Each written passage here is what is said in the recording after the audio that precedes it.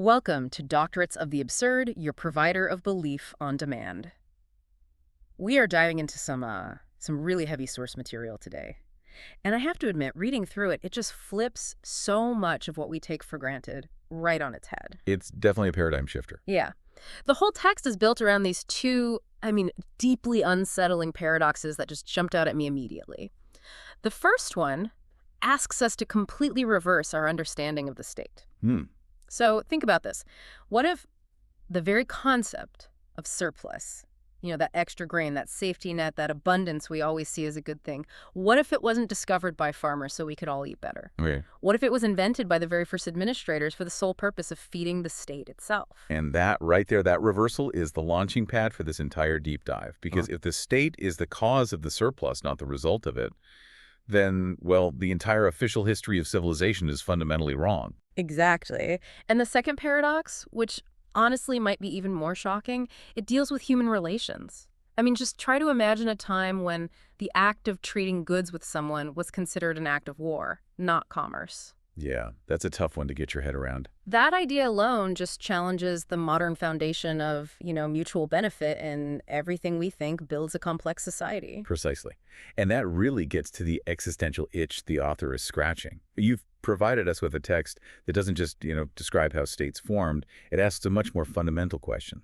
It asks why any living, self-aware human being would ever allow them to form in the first place. Yeah.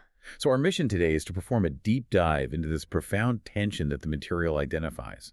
This clash between what it calls mortal, vibrant human life on one hand, And on the other, the impersonal, immortal institution of death. And it reads less like conventional history and, more like an autopsy report on what the author sees as humanity's greatest mistake.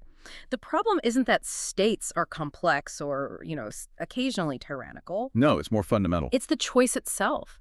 The author keeps asking why we would willingly step out of a state of nature, which, okay, it was probably challenging, but it was filled with potentiality and freedom, and step instead into, and this is a direct quote, the entrails of an artificial worm's carcass for no good reason. It's such a powerful image. We've been conditioned to accept the state, this Leviathan, as an inevitable evolution, the necessary cost of getting organized. Right, the price of progress. But this material argues that the Leviathan is the villain.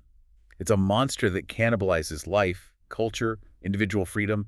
It's a machine of pure institution. So the question we have to grapple with isn't whether the state was beneficial, but something else entirely. It's whether launching a Leviathan like those first city-states in Sumer was a sign of human genius, which is what all the later historians claim, or, as this text suggests, a sign of severe mental debility.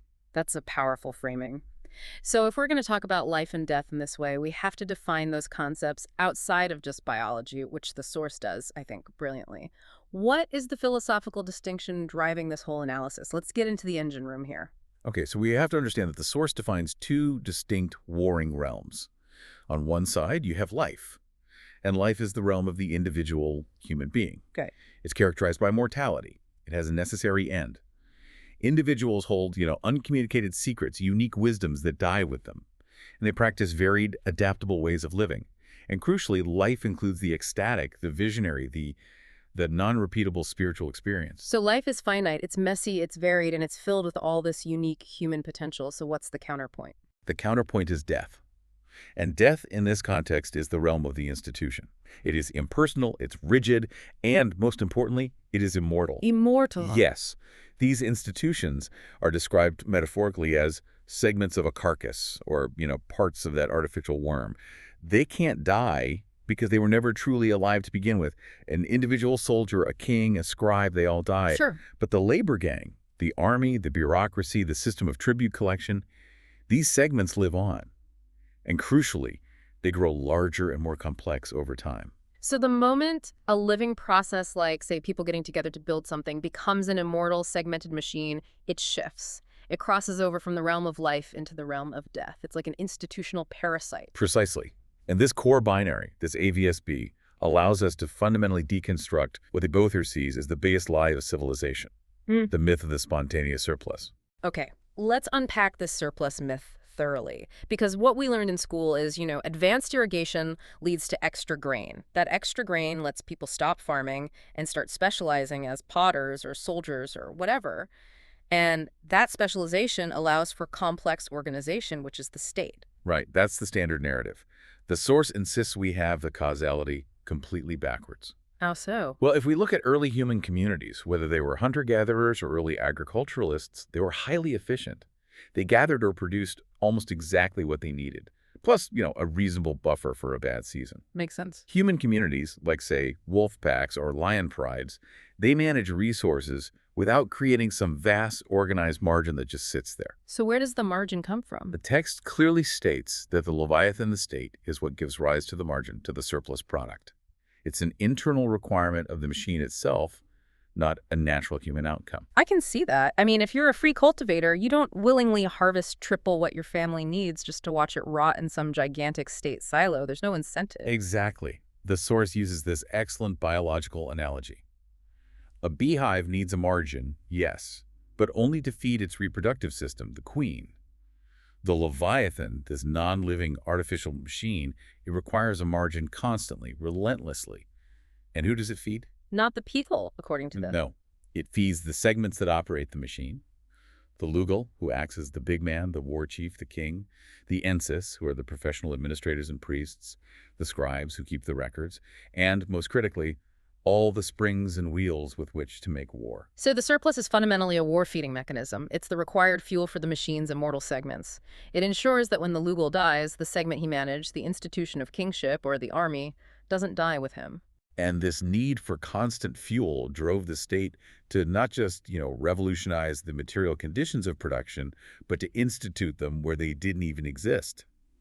The rise of the first Leviathan, like the one in Ur, is synonymous with creating the material conditions of its own existence. And this brings us to what the text calls the technological revolution of containment. Yes, the text points to the work of scholars like Turner and Mumford, and it notes this massive, sudden proliferation of storage mechanisms.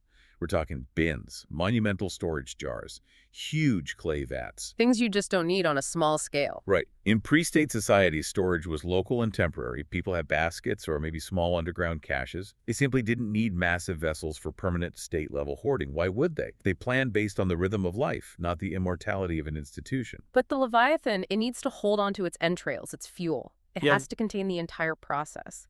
It needs absolute control. And the literal description of the first state is, I think, the most telling detail of all. Ur, enclosed by its massive walls and perpetually stocked with grain, is defined by the source as a large vat, a town-sized storage bin. Wow. The city is not a community, it is equipment. I appreciate that image. It really changes Ur from this, majestic city of wonders to a colossal, high-security silo where the people inside are either minding the grain or, I guess, becoming the grain. And this mechanical necessity leads directly to the birth of a terrible new human quality, greed. How does that connection work?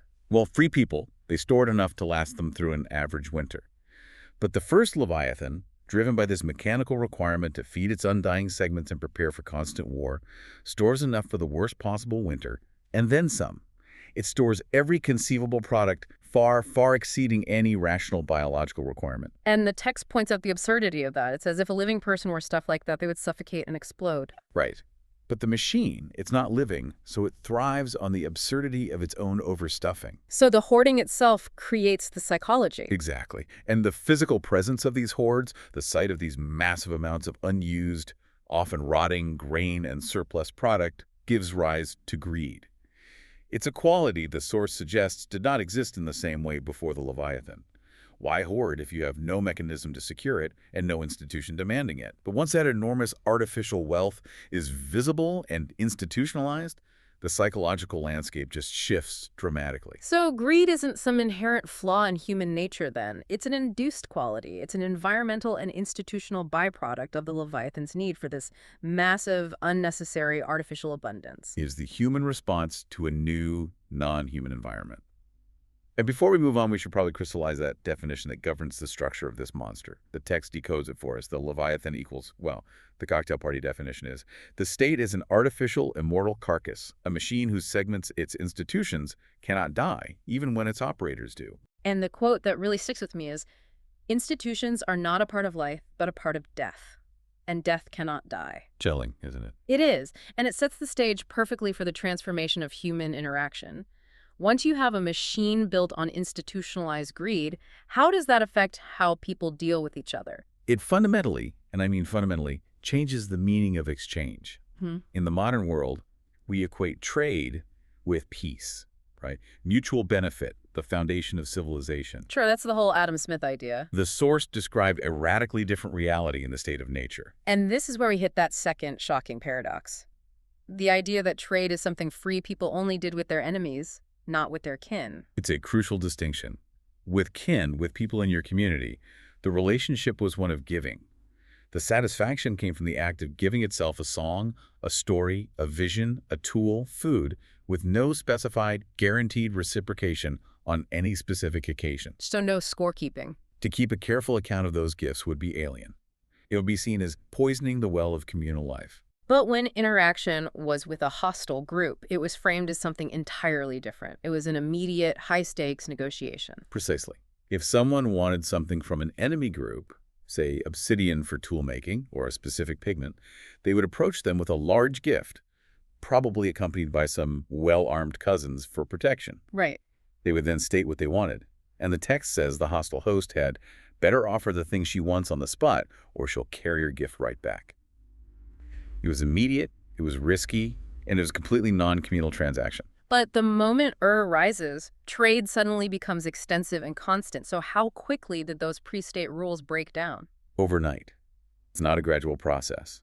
Soon after the first Leviathan is launched, trade just explodes because, as the text starkly states, virtually everyone is now everyone else's enemy. The state necessitates that all relationships become transactional, measurable, and competitive. When you give a gift in the post-Ur world, you absolutely expect specific reciprocation. And the scribes, that professional segment of the machine, are there recording it on clay tablets. So reciprocity becomes contractual and compulsory, and it's guaranteed by the weight of the state.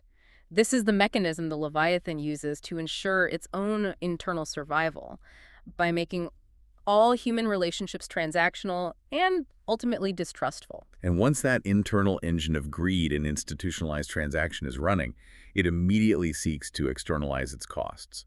Which brings us to foreign commerce. Let's get into that. The source gives this chilling anecdote of the priest's brother and the Ensi's cousin heading toward the Zagros Mountains. Yeah, and the setting here is so important. The merchant, he isn't going in the middle of a bountiful season. He waits until the end of a long, hard winter. He's specifically targeting vulnerable communities up in the mountains. Completely.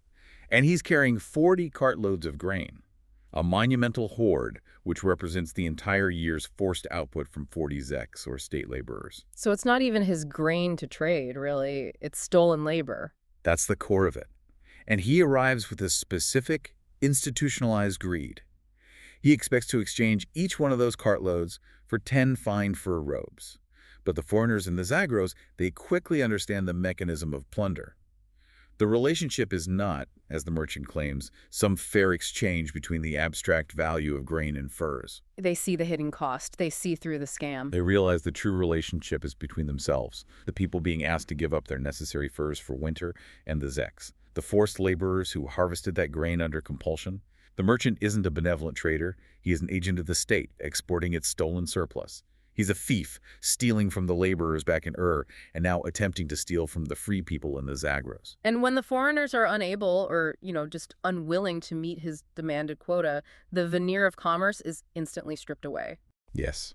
And it reveals the raw military violence that was always just underneath. So it happens. The merchant rushes back to Ur, and he immediately returns with his cousin, the Ensi, the state administrator, their armed official, and a band of well-armed men. They just seize the robes by force. Oh. And when the supply isn't enough to satisfy the state's greed, they escalate the violence further. They kidnap several of the foreigners' sons and daughters. My God. So this is state-sponsored robbery and human trafficking, and it's being disguised as exchange. The source is making this profound and horrifying argument that the seizing of furs and kidnapping of children by armed agents of the Leviathan is the historical precursor to what we later sanitize and celebrate as international trade. It is defined explicitly as Ur's progression to foreign commerce. The Leviathan needs constant, fresh resources to feed its immortal segments and to expand its influence. And that greed, it spread like a virus. The text notes that Sumerian traders follow this acquisitive impulse far afield, all the way to India and down to the Nile, demonstrating that the Leviathan is an expansionary machine, shrinking the world and externalizing its violence from its very inception. So if the Leviathan is so clearly this monstrous carcass, and its methods are so devastatingly obvious to everyone outside its walls, the natural question is, why did it last? Let's turn to the problem of resistance, which the text treats as this tragic, multifaceted failure. Right. There were two immediate reactions to the rise of the monster. The first was just physical removal, or flaying. And we see evidence of people simply choosing to drop out entirely. The text mentions the Inuit, who began their vast cross-continental migration from Siberia toward Alaska and Greenland roughly at the same time the first Leviathan arose in Sumer. They chose to physically remove themselves from the contagion. That seems like a pretty good strategy. And while this strategy worked for a time, the text notes it's always temporary. The source warns that the Leviathan will eventually shrink the size of the world, turning every place of refuge into a cleared field for its own expansion. And subsequent history proves this, right? With military conquests pushing people across oceans. But fleeing isn't just a physical act. For many, it was a spiritual impossibility. They couldn't leave their home ground. Precisely. For countless communities, their sacred valley, their grove, their oasis, the land where their ancestors were buried, that was the center of their world. It was the orienting principle of their individual and their collective psyches. So to leave would be to lose themselves. To voluntarily leave that place was defined as committing communal suicide. So they stayed. And in staying, they were, as the text says, kissed by the monster's grotesque lips. So now we come to active resistance, the attempts to destroy the monster head-on, like the Guti and the Elamites who kept attacking Ur. And these efforts failed, but not because of a lack of courage. The source says it was because of a tragic structural flaw. The flaw is the difference between fighting life and fighting death. The communities trying to destroy Ur were fundamentally composed of living, mortal individuals with varied, temporary leadership. The Leviathan they faced was an undying, rigid, immortal institution, a segmented machine. So when they decided to fight, they couldn't just use their old ways, small, informal war parties led by temporary chieftains. No, they immediately realized that a small, dynamic war party would be crushed before it even reached Ur's sophisticated walls. So they had to gang up. They had to form large, sustained military coalitions. And once they actually achieved a victory and captured the city, they found they couldn't just disperse and go back to village life. Why not? They won. Because the Leviathan's institutional segment, its permanent, undying army and its bureaucracy, would simply regroup and then massacre their kin back home before they even finished their victory celebration. So they were forced to stay ganged up. They had to keep their young men armed and organized in a standing army. And in doing that, they were internalizing the very structure they were trying to fight. The tragic irony is just heartbreaking. The Guti, or the Elamites, they would return with captured Sumerians and immediately impose forced labor, the Zeks, to build their own fortifications and their own shrines. The brave fighters succeed in defeating only themselves. Wow. Technology progresses, Death's realm expands, and soon Elam, Mari, and Abela, all these former resistors, are busy launching their own segmented Leviathans. They became the monster in order to kill the monster. It confirms the power of the machine's structural necessity. It's an undeniable principle in this text. To effectively fight an immortal institution, you must first become one. But what about passive resistance?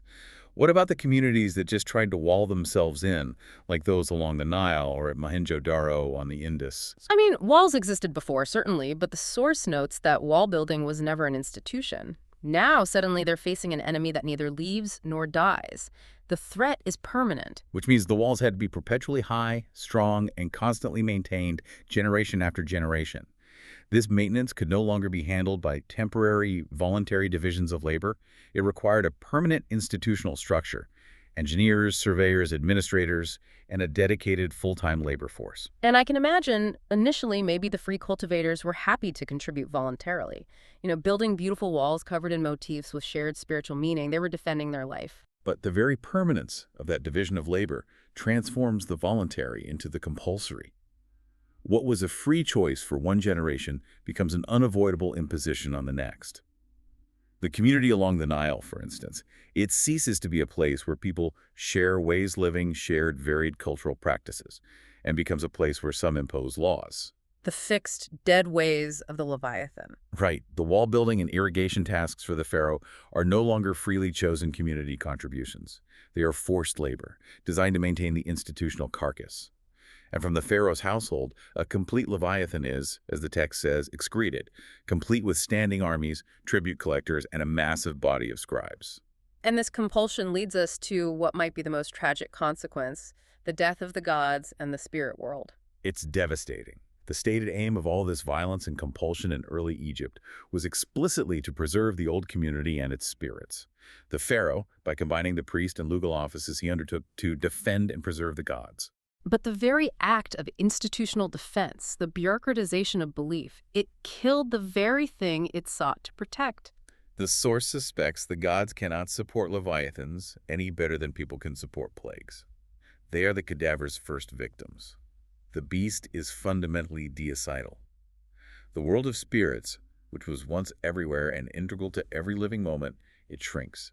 It becomes confined solely to the temple grounds, a dead segment of the machine. And the most heartbreaking evidence of this spiritual contraction is the specific detail found in the visual art. It's stunning. It is stunning evidence. After just 2 or 3 generations of the pharaoh's institutional protection, the figures painted on the temple walls change radically. They no longer possess movement.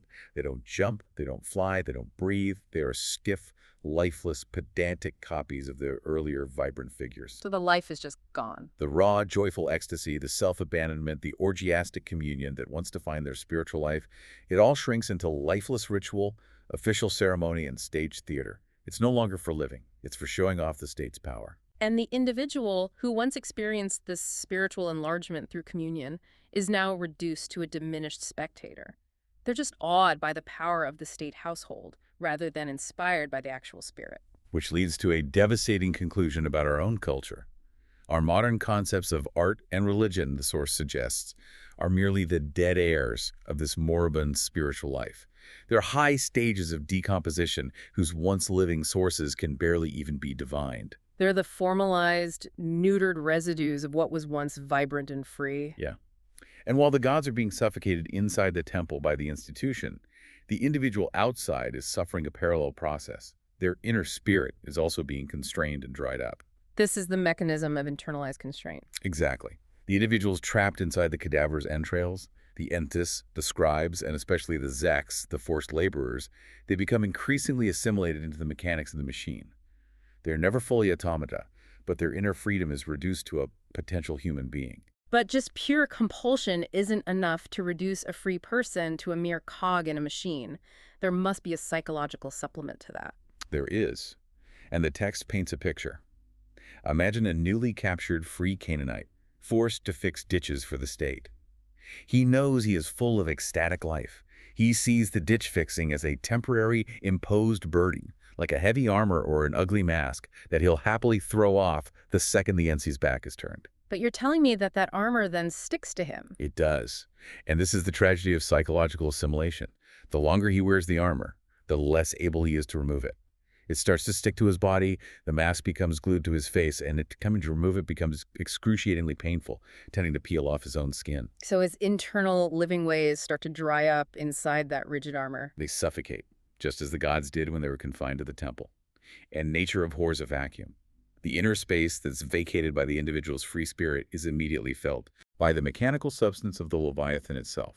Springs and wheels, bureaucracy, greed, calculated obedience. This psychological process where forced labor becomes a personal burden, where the state's mechanical requirements replace an individual's inner freedom, is the definition of internalized constraint. And the quote from the text that decodes this is just perfect. The armor, once worn on the outside, wraps itself around the individual's insides. The mask becomes the individual's face. The ecstatic life shrinks to a mere potentiality, and potentiality in that context is simply nothing. And what's fascinating is that this reduction of humanity, this transformation of people into things, was most visible in Sumer, but not because of the spiritual death of the Ensis. No, the Sumerian administrators, they kind of accepted the inner emptiness and the ritualization. They saw it as the necessary consequence of maintaining a dependable supply of water and zeks. What really bothered them was that their own descendants, their own people, were being reduced to Zeks and exploited by a different internal segment of the Leviathan. And the main instrument of this internal reduction was business or trade carried out by the businessman. The Sumerian city was a paradise for this new class. A businessman is defined here as a person whose living humanity has been thoroughly excavated, someone who thrives exclusively on the Leviathan's material entrails. He's the ultimate parasite living inside the carcass. He uses the carcass's own rules, the laws of compulsory reciprocity and institutionalized greed, to prey upon the very people who make up the carcass itself. His axiom, long before any modern economic philosophy, was already in full force: every man for himself and the gods against all. Having successfully reduced foreigners to Zeks through plunder, the businessman just stopped distinguishing between foreigners and fellow Sumerians. He applied the same economic wisdom internally to maximize his profit. And this internal corrosion, this is what leads to the story of the first documented reformer, Lugal Urukagina of Lagash. Urukagina observed this internal segment, these excessively powerful and greedy profit seekers, eating up the whole. They were distorting the cadaver's coherence. He was bothered that Sumerians were being reduced to Zeks by their own countrymen. His goal was to place the welfare of the entire artificial worm ahead of this one swelled segment. So he tries to fix the machine by reforming its operation. He publishes these tablets proclaiming that the vipers shall not gather fruit in the poor man's garden. He's attempting to restore a kind of equilibrium, a functional, if repressive, order. But he failed catastrophically. And he failed because he fundamentally misunderstood the Leviathan's source of power. He was relying on a kind of nostalgia for an earlier, less corrupted Leviathanic order. He attacked the very segment that held the true operational key to the entire machine. He attacked the greedy financiers and administrators, but those are the people who controlled the technology and the resources necessary for state welfare. Exactly. And retribution came swiftly in the form of Lugal-Zagizi of Umma. Lugal-Zagizi understood that the head of the Leviathan moves, and the most powerful segment is always its head. He didn't invade Lagash using Umma's local organic forces. No. The necessary forces, the mercenary armies, and the advanced technology for the invasion were already in the segment that Urukagina attacked. So by championing the powerful, greedy segment, Lugal-Zagizi became the true champion of the worm. He unified Sumer into a single, vast Leviathan and just swept the reformer away. The machine punished the mechanic who tried to limit its efficiency. And the chroniclers of the state, the scribes, immediately set to work recording these events as heroic history, giving birth to what the text calls his story. Right. Let's define the narrative that the Leviathan creates for itself, which is, by its nature, inhuman. The text defines his story as the exclusive masculine biography of the immortal artificial state, centered on penetrating and killing phallus shapes, objects of masculine force that point skyward. It's so specific, the quote is explicit about it. The whole affair revolves around phallus shapes: the spear, the arrow, the ziggurat, the obelisk, the dagger, and of course later the bullet and the missile. His story is the chronicle of the deeds of the men who stood at the phallus helm of the Leviathan.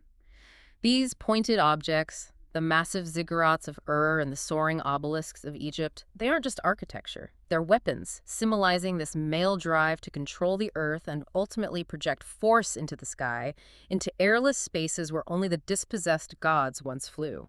And this is framed as a great masculine revenge against the power of life.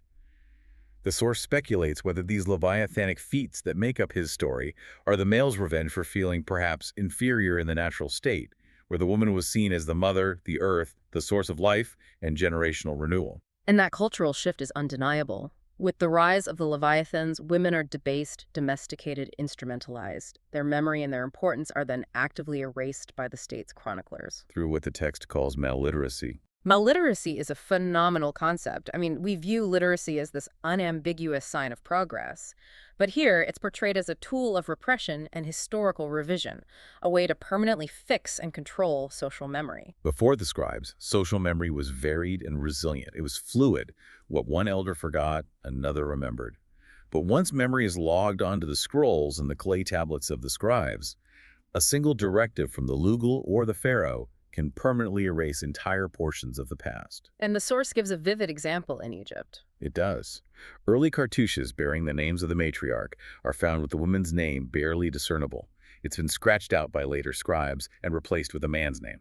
So the empowered male, armored by the Leviathan, is actively seeking revenge against the primal mother. And this revenge is codified in the imperial myths. Yeah. You look at the Akkadian bedtime story shared by Sargon's regime. It still remembered the primal mother, Tiamat, the progenitor of life, the ocean. But in the new narrative, Tiamat is made out to be as dead as the Leviathan is supposed to be. Heaven and earth itself are formed from her dismembered, dead carcass. Marduk, Sargon's patron god, is Tiamat's triumphant dismemberer. He smashes her skull, splits her body like an oyster, and the obedient winds whisk her blood away. It's an explicit, necessary deicide, a dismemberment of the source of life to create the structured, hierarchical world of the Leviathan. His story is not a human story. It is the artificial, controlled biography of the artificial man. And this story constantly seeks singularity, a world, his story. Because the Leviathan is a cannibal. It eats its contemporaries, it consumes plurality, and it hates everything outside of his own segments. This process prefigures the day when a single, total Leviathan holds all of Earth in its entrails. The overwhelming takeaway so far is just this slow, relentless expansion of the realm of death. But even the largest Leviathans are mortal. They do collapse. So let's look at the tragedy of these collapses and how they just lead to the eventual regeneration of the beast. Withdrawals, human captives escaping the entrails of the dead worms, are a constant feature of history. They happen at least as frequently as the swallowings of smaller states by larger ones. Sargon's enormous empire, which defined the Fertile Crescent, it collapsed after only 2 generations. It was destroyed when, as the records say, all lands revolted against him. So the people escape, and for a time they achieve anarchy. The Great Leviathan is destroyed, leading to anarchy in the Fertile Crescent for 4 generations. And we tend to view anarchy through the lens of civilization as just pure chaos. But here it's described as a brief restoration of life, or at least the absence of institutional compulsion. And similar collapses happen globally. On the Nile, Pharaoh's conscripts simply walked away from their pyramid and palace building assignments and restored anarchy. The failure of the state agents to quickly revive the collapsed segments resulted in this memorable historical moment. 70 kings during 70 days. It was a complete institutional meltdown. And then there's the great mystery of the Indus Valley civilization. Yes, Mohenjo-Daro and Harappa are just abandoned. The details are lost to us because the script remains undeciphered, but the text makes a strong case for a voluntary withdrawal. The people simply walked away from the city silos. And this remains a mystery to people with civilized brains. Right, because they are convinced people would never leave the wonders of civilization. And so they invent these elaborate theories involving floods or invasions or tectonic shifts. The real mystery, the text says, is not why people leave, but why they stay inside the cadaver as long as they do. But here's where my skepticism kicks in a bit. Because the text suggests this new anarchy is flawed, that the returning humans are permanently compromised.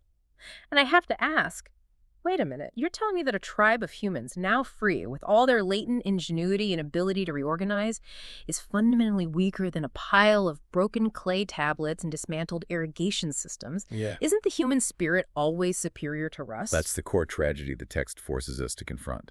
And it's why the anarchy is doomed to be temporary. The withdrawing humans are maimed. The armor they wore, that internalized constraint, does not come off easily. The potentiality for freedom, the spirit that shriveled up inside the institutional shell, it remains nothing. Yeah. They are psychologically compromised. And furthermore, the environment they return to is not the bountiful, varied state of nature their ancestors knew.